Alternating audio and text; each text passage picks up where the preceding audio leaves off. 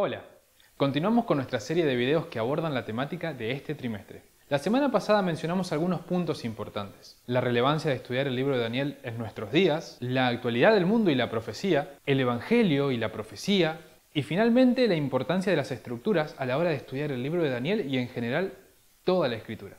Ahora, una idea que quisiera resaltar es que cada porción de la Biblia transporta información.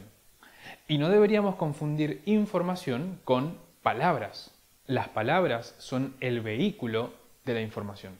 Y es acá donde comienzan a tener más peso las estructuras y algunos detalles que muchas veces pasamos por alto o dejamos de lado. Esta semana vamos a analizar el primer capítulo de Daniel y para eso vamos a comenzar con un poco de historia. Veamos primero algunos detalles con respecto al libro de Daniel. Claramente, este libro fue confeccionado cerca del final del cautiverio. Podemos darnos cuenta de esto dada la manera en la que están acomodados los capítulos y algunos detalles más interesantes también. Daniel 1:21 nos dice que Daniel estuvo hasta el primer año de Ciro. Esto nos da la pauta de que cuando el capítulo 1 fue escrito, por lo menos estamos en el año 536 a.C. Pero lo que realmente nos importa más es el contexto histórico. Daniel 1:1 nos dice que en el año tercero de Joacim, Nabucodonosor sitió Jerusalén. Esto, según Urias Smith, fue alrededor del año 606 a.C. Decimos aproximadamente, dado que la forma de computar las fechas de los caldeos y los hebreos era diferente, y ni hablar que a medida que fue pasando el tiempo, los calendarios también se fueron modificando. Este fue el primer sitio que Babilonia le propició a Jerusalén. Y esto es un dato importante, porque en total fueron 3 sitios. El primero fue en el año 606, bajo el reinado de Joacim. El segundo fue en el año 598, bajo el reinado de Joaquín, que era hijo de Joacim. Y el tercero y más brutal de todos fue en el año 587 a.C., bajo el reinado de Sedequías, que era hermano de Joacim, por lo tanto también era hijo de Josías. En el primer sitio de Jerusalén, bajo el reinado de Joacim, fueron llevados cautivos Daniel y sus amigos, así como otras personas también de la alta alcurnia. Y la Biblia nos dice que fueron llevados a tierra de Sinar. Allí era donde fue construida la Torre de Babel, muchísimos años antes. Y acá queremos abrir un paréntesis. Algo que quiero mostrarte es que los juicios de Dios están asociados a la tercera o cuarta generación. Eso podemos encontrarlo en el libro de Éxodo y esto es relevante para nosotros. Porque cuando encontramos un símbolo de la cuarta generación, probablemente allí encontremos más información acerca de cómo Dios lleva a cabo sus juicios. Casualmente, Babel fue fundada por Nimrod. Y Nimrod era hijo de Cus. Y Cus era hijo de Cam. Y Cam era hijo de Noé. Por lo tanto, Nimrod era la cuarta generación desde Noé. Cerremos el paréntesis y volvamos a nuestra historia. Estos jóvenes, de alrededor de unos 18 años, fueron especialmente seleccionados para servir en la corte real. Y por lo tanto fueron puestos bajo la tutela del jefe de los eunucos. Allí seguramente tuvieron que pasar por la dolorosa experiencia de ser castrados. De hecho, el profeta Isaías le habló de esto al rey Ezequías.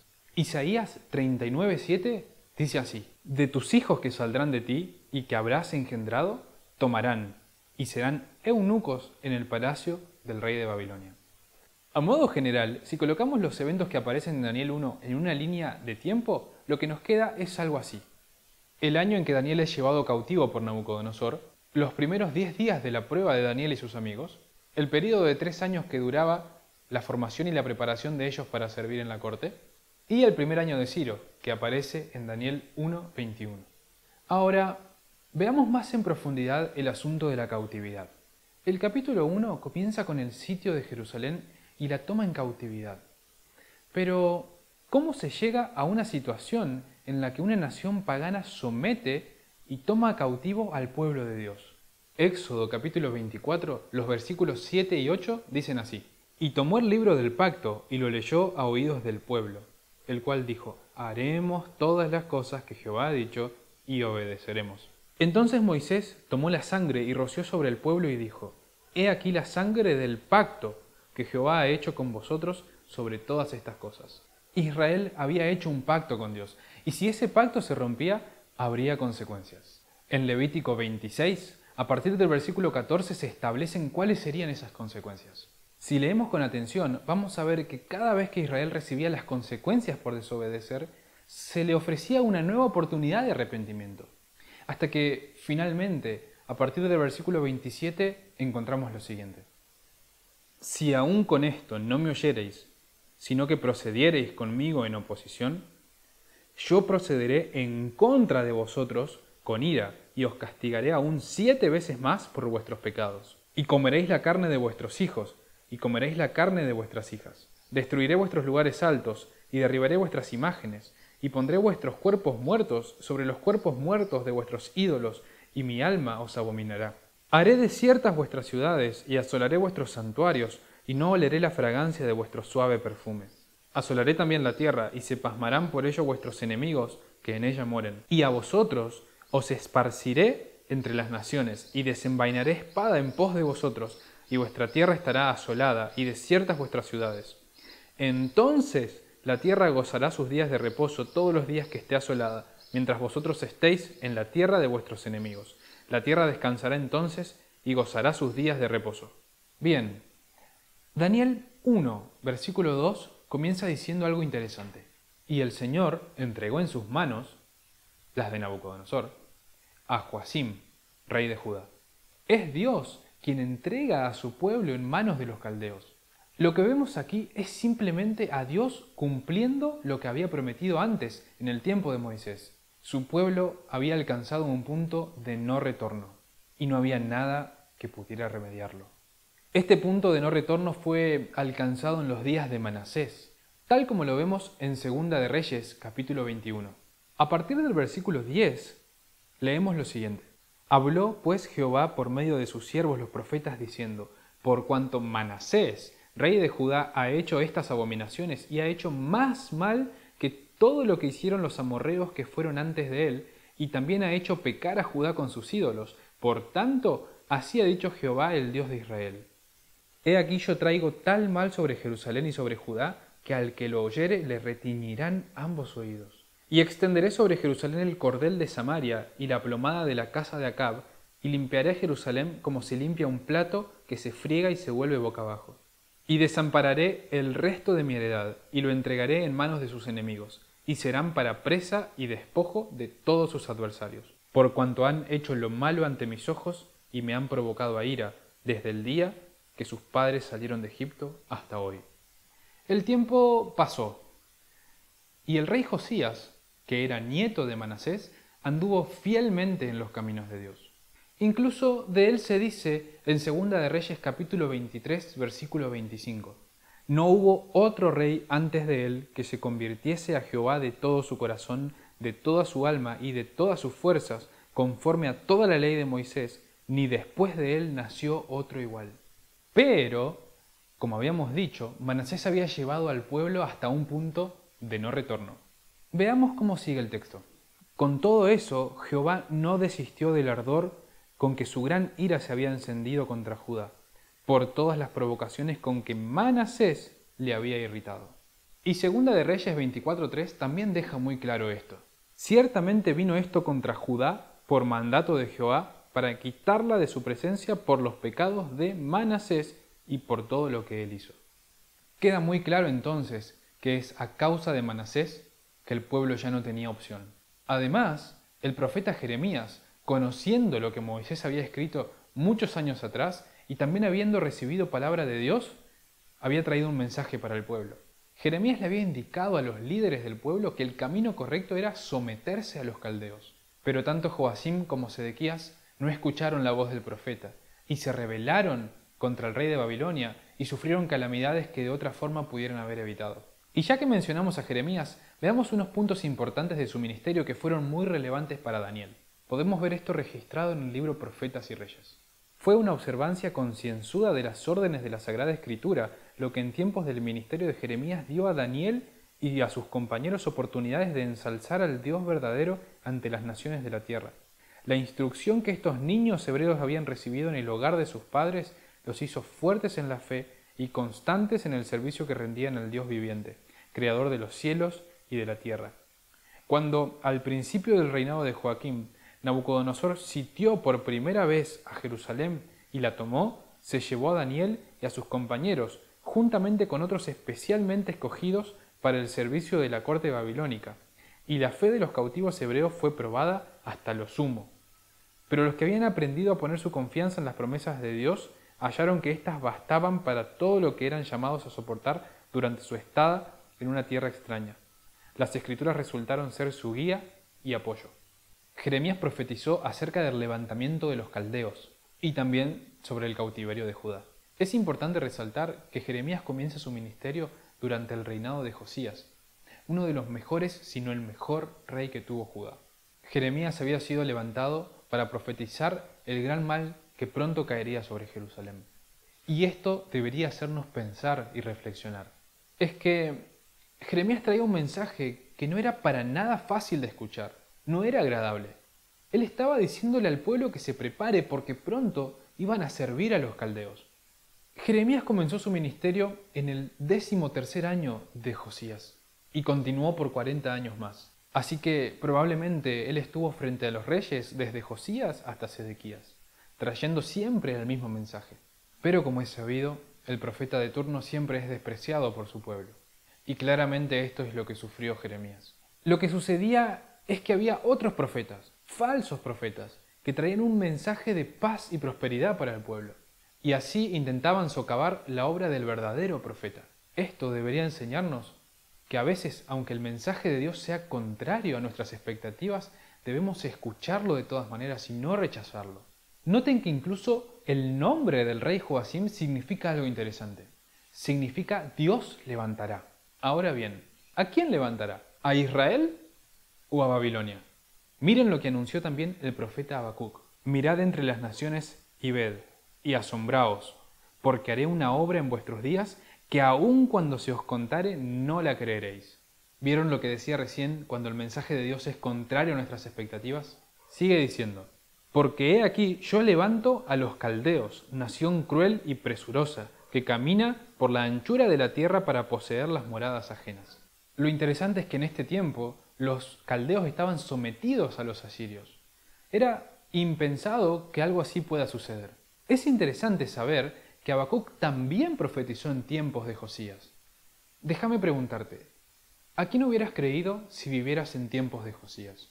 ¿A Habacuc y a Jeremías, con estos mensajes que ellos traían? ¿O a los falsos profetas que decían que nada malo iba a suceder porque Dios está con nosotros? Joacim era hijo de Josías. Josías era hijo de Amón y Amón era hijo de Manasés. Dios había decretado este cautiverio en los tiempos de Manasés. Y desde Manasés hasta Joacim casualmente tenemos otra vez la cuarta generación. Acordate, es allí donde Dios trae sus juicios. Una vez en Babilonia, tanto Daniel como sus amigos se propusieron representar fielmente a Dios, cueste lo que cueste. Y la primera prueba que se registra tiene que ver con los 3 años de preparación que ellos debían hacer para finalmente presentarse para servir en la corte real. Y probablemente conozcas muy bien esta historia. Y Daniel propuso en su corazón no contaminarse con la porción de la comida del rey ni con el vino que de él bebía. Pero en este capítulo no solo encontramos una historia que nos habla acerca de la consagración, la fe y el coraje de estos 4 amigos. ¿Te acordás que al comienzo hablamos de la diferencia entre las palabras y la información? En cierto sentido, este capítulo se trata de cómo Dios prueba y prepara a sus hijos, a su pueblo. Y es interesante notar que para esto Dios siempre utiliza la misma estrategia. Esta estrategia consiste en un mensaje profético probatorio en 3 etapas. La más clara representación de esto la encontramos en Apocalipsis 14 con el triple mensaje angélico. El primer mensaje declara, temed a Dios y dadle gloria, porque la hora de su juicio ha llegado. Estas son las 3 etapas, temer a Dios, dar gloria y el juicio. Más adelante en los próximos videos vamos a estar abordando mejor este asunto y en más profundidad. De momento, solo quiero mostrarte esa estructura en esta historia. Así que te pido que me acompañes a que juntos encontremos estos elementos en Daniel 1. En primer lugar, se recibe una orden del rey que causa temor. Lo podemos ver reflejado en el versículo número 10. Y dijo el jefe de los eunucos a Daniel, temo a mi señor el rey, que señaló vuestra comida y vuestra bebida, pues luego que él vea vuestros rostros más pálidos que los de los muchachos que son semejantes a vosotros, condenaréis para con el rey mi cabeza. El segundo paso nos plantea dos opciones, o desobedecer o dar gloria. Entonces dijo Daniel a Melzar, que estaba puesto por el jefe de los eunucos sobre Daniel, Ananías, Misael y Azarías: te ruego que hagas la prueba con tus siervos por 10 días, y nos den legumbres a comer y agua a beber. Compara luego nuestros rostros con los rostros de los muchachos que comen de la ración de la comida del rey, y haz después con tus siervos como veas. Consintió pues con ellos en esto, y probó con ellos 10 días. Y al cabo de los 10 días, pareció el rostro de ellos mejor y más robusto que el de los otros muchachos que comían de la porción de la comida del rey. Finalmente llega el tercer paso, el momento del juicio. Acá se define si hemos pasado la prueba o no. Pasados pues los días al fin de los cuales había dicho el rey que los trajesen, el jefe de los eunucos los trajo delante de Nabucodonosor. Y el rey habló con ellos, y no fueron hallados entre todos ellos otros como Daniel, Ananías, Misael y Azarías. Así, pues, estuvieron delante del rey. En todo asunto de sabiduría e inteligencia que el rey les consultó, los halló 10 veces mejores que todos los magos y astrólogos que había en todo su reino. Es sumamente interesante que cuando comenzó el cautiverio, Dios tenía un plan y un propósito para su pueblo cautivo. La primera prueba para Daniel duró 3 años. En ese tiempo, él debía obedecer el mandato de Dios y someterse a la nación y al monarca caldeos. Debía glorificar a Dios y cumplir el propósito que Dios tenía para él durante la cautividad. A estos 4 muchachos Dios les dio conocimiento e inteligencia en todas las letras y ciencias. Y Daniel tuvo entendimiento en toda visión y sueños. Pero veamos qué sucedía al mismo tiempo del otro lado con Joacim. Él había recibido el mismo mensaje que Daniel. Él había escuchado al profeta y conocía cuál era la voluntad de Dios para el pueblo para ese tiempo. Sin embargo, al final de los 3 años, sí, también 3 años, falló la prueba. En su tiempo subió en campaña Nabucodonosor, rey de Babilonia. Joacim vino a ser su siervo por 3 años, pero luego volvió y se rebeló contra él. Pero Jehová envió contra Joacim tropas de caldeos, tropas de sirios, tropas de moabitas y tropas de amonitas, los cuales envió contra Judá para que la destruyesen, conforme a la palabra de Jehová que había hablado por sus siervos los profetas. Así es, al mismo tiempo que Daniel estaba listo para servir en la corte real, Joacim se rebeló contra el rey de Babilonia y atrajo sobre sí calamidades que de otra manera podría haber evitado. Este primer capítulo nos enseñó algunas cosas.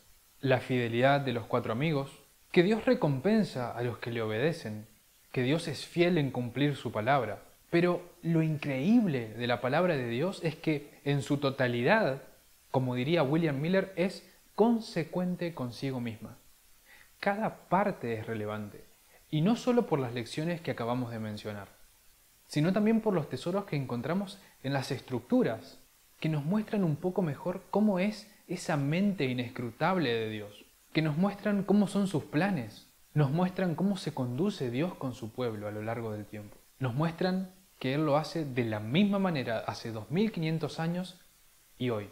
Las historias cambian, los tiempos cambian, las circunstancias también, pero las estructuras de Dios son siempre las mismas.